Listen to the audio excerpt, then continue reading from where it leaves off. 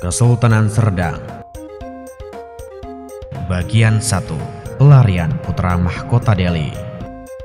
Memasuki abad ke-18, Kesultanan Delhi dipimpin oleh Tuanku Panglima Paderap yang memerintah dari tahun 1700 hingga 1728. Tuanku Panglima Paderap memiliki 4 orang anak, yaitu Tuanku Jalaluddin, Tuanku Panglima Pasutan, Tuanku Tawar Arifin, dan Tuanku Umar Johan Alamsyah. Sepeninggal Tuanku Panglima Paderap, terjadi perebutan tahta antara Tuanku Panglima Pasutan dengan Tuanku Umar Johan Alamsyah. Secara konstitusi kerajaan, tahta Delhi seharusnya jatuh ke tangan Tuanku Umar Johan Alamsyah karena merupakan putra Tuanku Panglima Paderap dengan permaisuri Delhi, yaitu Tuanku Puan Sampali.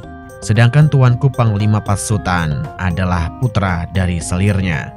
Tahun 1732, perang saudara memuncak dan memaksa Tuanku Umar Johan Alamsyah harus menyingkir dari istana Delhi bersama permaisuri serta para pengikutnya. Hingga kemudian sampailah Tuanku Umar Johan Alamsyah di sebuah tempat yang bernama Kampung Besar. Kekalahan Tuanku Umar Johan Alamsyah membuat tahta Delhi jatuh ke Tuanku Panglima Pasutan, putra kedua dari almarhum Tuanku Panglima Paderap dari selirnya. Tetapi tidak semua para pemimpin suku mengakui Tuanku Panglima Pasutan sebagai Raja Delhi. Beberapa pemimpin seperti Raja Urung Sunggal, Raja Urung Senembah, Raja Urung Batak Timur, dan seorang bangsawan Aceh dari kejeruan Lumu tetap menganggap bahwa Tuanku Umar Johan Alamsyah yang berhak menduduki tahta Delhi. Para pemimpin tersebut akhirnya mengangkat Tuanku Umar Johan Alamsyah sebagai raja di Kampung Besar yang kemudian menjadi Kerajaan Serdang. Pada tahun 1732 tersebut, secara resmi berdirilah Kerajaan Serdang yang wilayahnya meliputi Batangkuis, Padang, Percut, Senembah, Arskabu, dan Ramunia. Semasa pemerintahan Tuanku Umar Johan Alamsyah, kondisi Serdang belum begitu stabil karena munculnya berbagai konflik terutama dengan Delhi. Tuanku Umar Johan Alamsyah tutup usia pada tahun 1767. Almarhum Tuanku Umar Johan Alamsyah memiliki 3 putra, yaitu Tuanku Malim, Tuanku Ainan Johan Alamsyah, Tuanku Sapjana.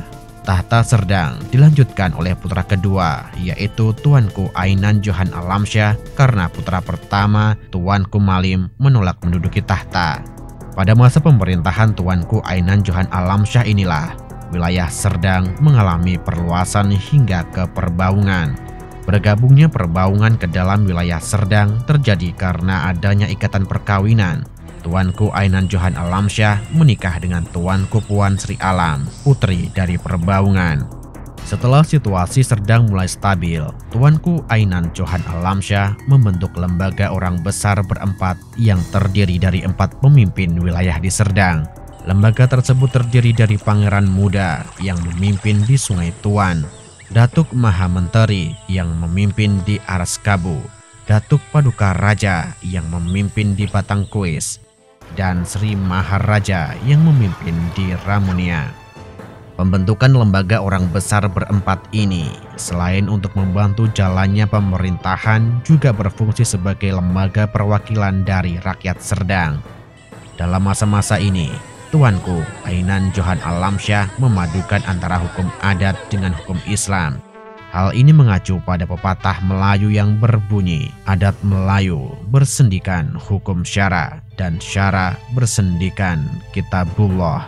Berdasarkan hal tersebut, Serdang merumuskan undang-undang yang mengacu pada 4 konsep adat, yaitu: pertama, adat sebenar adat sesuai hukum alam seperti api panas, air dingin, siang malam, dan lainnya. Kedua, adat yang diadatkan sesuai dengan pemufakatan orang raja dan para orang besar kerajaan. Ketiga, adat teradat, kebiasaan turun-temurun yang memiliki sanksi-sanksi adat jika dilanggar. Keempat, adat istiadat, kebiasaan yang berlaku di istana raja. Selama masa pemerintahannya, Tuanku Ainan Johan Alamsyah membangun fondasi kerajaan baik secara politik dan hukum. Hingga kemudian tahun 1817 Tuanku Ainan Johan Alamsyah tutup usia. Kepemimpinan Serdang dilanjutkan oleh Sultan Tafsinar Bashar. Beliau adalah pemimpin pertama Serdang yang menggunakan gelar Sultan.